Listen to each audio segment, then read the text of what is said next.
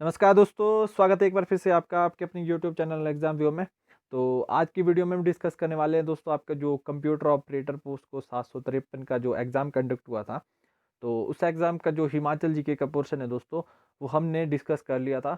और अगर आपने वो वीडियो नहीं देखी है तो मैंने लिंक डिस्क्रिप्शन में दे दिया है, वहाँ से जाके आप उस वीडियो को देख सकते हैं। तो आज की वीडियो में हम डिस्कस करेंगे दोस्तों इसका जीके का पोर्शन, ठीक है। तो चलिए शुरू करते हैं। तो पहला क्वेश्चन है आपका, Buddhism in Nepal was introduced during the resign of.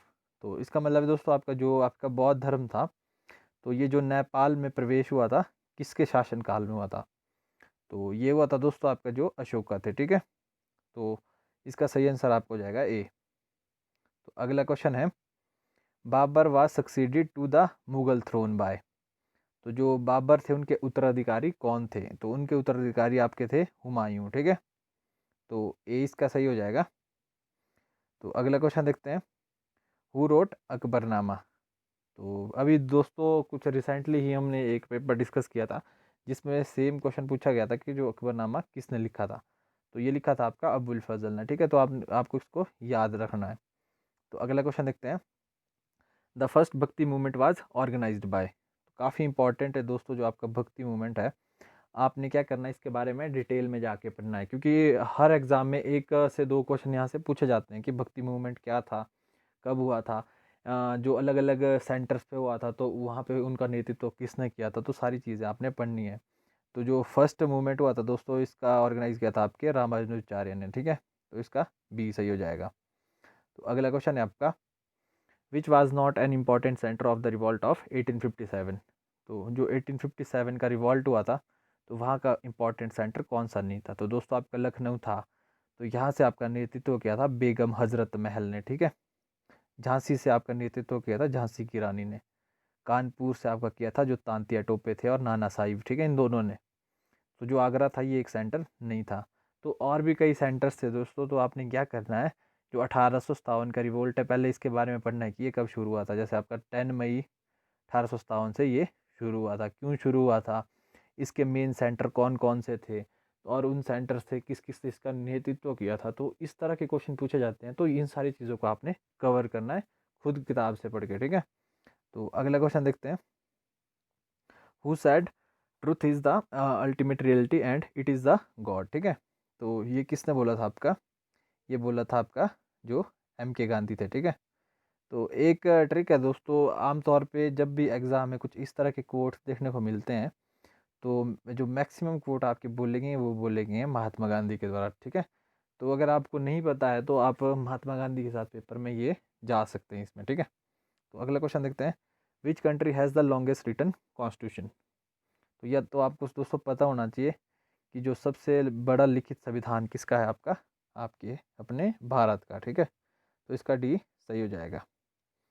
अगला क्वेश्चन देखते हैं, article 14 of the Indian constitution guarantees Indian citizens.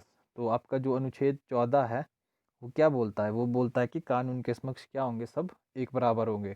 तो equality before law and equal protection of laws, ठीक है। तो इसका सी सही हो जाएगा। तो अगला क्वेश्चन देखते हैं, vice president is sorry is. तो जो आपका उपराष्ट्रपति होते हैं दोस्तों, वो क्या होते हैं?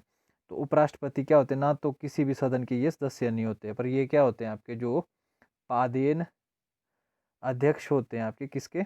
जो राज्यसभा होती है, ठीक है। मतलब कि जब ये उपराष्ट्रपति का पद ले लेते हैं तो ऑटोमेटिकली ये जो राज्यसभा उनके अध्यक्ष बन जाते हैं, ठीक है। ये मेंबर नहीं होते। तो अगला क्वेश्चन देखते हैं, by which bill government presents A proposal for annual revenue collection, ठीक है। तो क्वेश्चन पूछता है आपसे दोस्तों कि कौन सा बिल है जो आपको बोलता है सरकार वार्षिक राजस्व उगाही का प्रस्ताव प्रस्तुत करती है। तो ये आपका फाइनेंस बिल, ठीक है, बी। और ये कि दोस्तों आपका मनी बिल, तो इसमें काफ़ी इंपॉर्टेंट पूछते हैं कि जो आपका आर्टिकल 110 है, ये आपका रिलेटिव है मनी बिल से। और जो मनी बिल है दोस्तों, इसमें पूछते हैं कि ये कौन डिसाइड करता है कि एक बिल मनी बिल है कि नहीं है। तो ये डिसाइड करता है लोकसभा का जो स्पीकर होता है, ठीक है। और मनी बिल से रिलेटिव दोस्तों जो आपकी राज्यसभा है उनके पास कोई शक्ति नहीं है। जो जब एक कोई बिल मनी बिल होता है तो वो 14 दिन के लिए राज्यसभा की स्वीकृति के लिए जाता है। और अगर राज्यसभा उसको स्वीकार नहीं करती है तब भी वो बिल एक बिल बन जाता है, अगर वो मनी बिल है। तो जो मनी बिल के बारे में टोटल पावर्स वो आपकी लोकसभा के पास है, राज्यसभा के पास कोई पावर नहीं है, ठीक है। तो अगला क्वेश्चन देखते हैं, विली विली इज है। तो दोस्तों पिछले कल ही हमने एक क्वेश्चन सॉल्व किया था जिसमें आपको मैंने बताया था कि जो विली विली क्या है, एक चक्रवात है, वो कहाँ आता है आपका, ट्रॉपिकल साइक्लोन नियर ऑस्ट्रेलिया।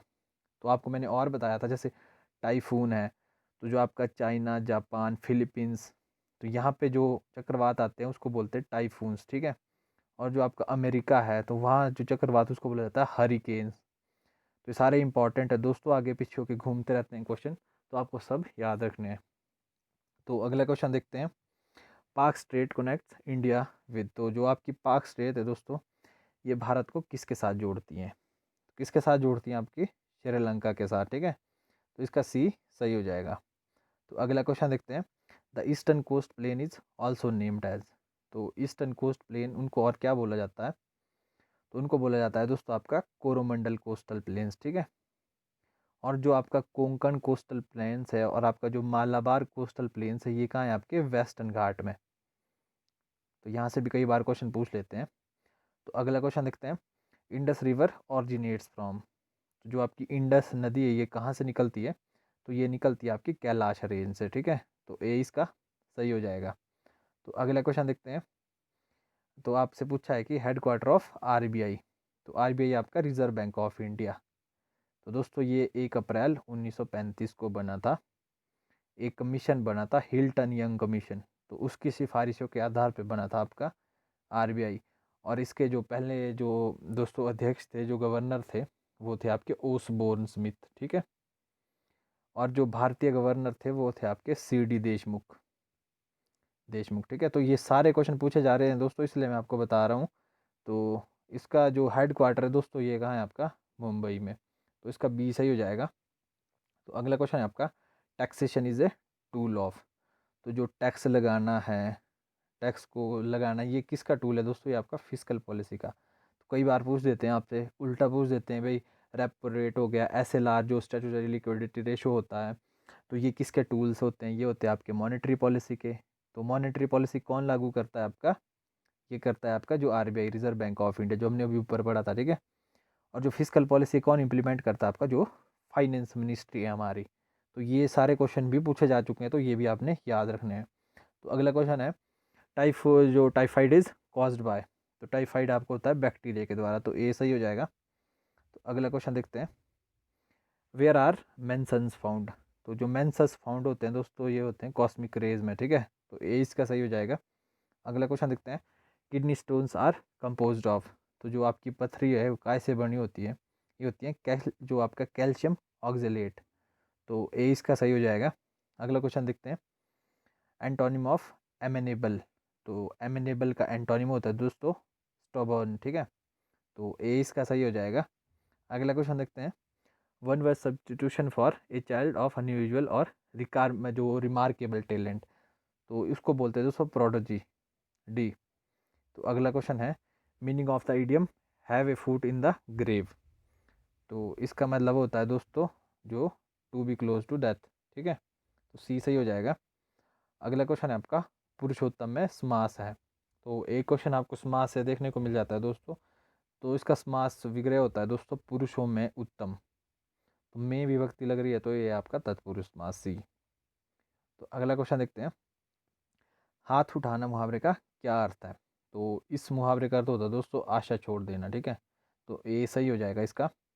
तो लास्ट क्वेश्चन देखते हैं दोस्तों, देवाल्य कौन सा शब्द है। तो अक्सर जो स्टूडेंट्स होते हैं दोस्तों उसको इस क्वेश्चन में काफ़ी दिक्कत आती है कि भाई ये पूछा है आपसे, एक होता है रूढ़ी, एक होता है यौगिक, एक होता है योग रूढ़ी। तो दोस्तों मैं आपको बता दूं, जो रूढ़ी शब्द होते हैं वो वे शब्द होते हैं जिनको जब हम तोड़ देते हैं तो उसका कोई अर्थ नहीं निकलता है। जैसे मान लो कमल आपसे पूछा है कौन सा शब्द है, तो आप बोलोगे ये एक रूढ़ी शब्द है। क्यों? क्योंकि जब हम कमल को तोड़ते हैं क प्लस म प्लस लॉ, तो ये जो अपने आप में वर्ण है ना, तो इनका अपने आप में कोई मीनिंग नहीं होता है। तो ठीक है, जिस शब्द को तोड़ने पर उसका कोई मीनिंग ना हो वो होते हैं रूढ़ी शब्द, ठीक है। तो अब हम बात करते हैं यौगिक शब्द की। तो यौगिक शब्द होते हैं दोस्तों जिनको तोड़ने पर उन दोनों के मतलब निकलते हैं, जैसे देव प्लस आल्य, ठीक है। तो देव होते हैं देवता, आल्य होता है रहने का स्थान, तो देवता का रहने का स्थान उसको बोलते हैं देवालय।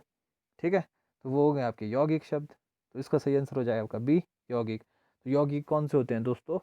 जिनको तोड़ने पर क्या होता है, दोनों का अर्थ निकलता है। तो अब हम बात करते हैं दोस्तों योग रूढ़ि की। तो योग रूढ़ि शब्द वो होते हैं दोस्तों जिनको जब आप तोड़ते हैं वो किसी तीसरे बंदे का मीनिंग आपको बताते हैं। जैसे पंचानन, ठीक है, तो पंचानन को जब आप तोड़ते हैं तो इसका क्या होता है, 5 है आनंद जिसके, ठीक है, जो जिसके 5 मुख होते हैं। तो किसी तीसरे बंदे पे जा रहा है ना दोस्तों, जैसे चतुर्भुज हो गया, 4 भुजाएं जिसकी, किसकी भुजाएं होती है, विष्णु की। तो इस तरह से दोस्तों जब तीसरे पे मीनिंग जाए तो वो होते हैं आपके योग रूढ़। तो आई थिंक आपको ये तीनों समझ आ गए होंगे और इन फ्यूचर आप इसको कभी गलत नहीं करेंगे। तो दोस्तों ये थी एक छोटी सी और इम्पॉर्टेंट वीडियो। तो अगर आपको वीडियो थोड़ी सी भी हेल्पफुल लगे दोस्तों तो एक छोटा सा लाइक और चैनल को सब्सक्राइब जरूर करें। तो मिलते हैं अगली वीडियो में, तब तक बाय बाय, टेक केयर।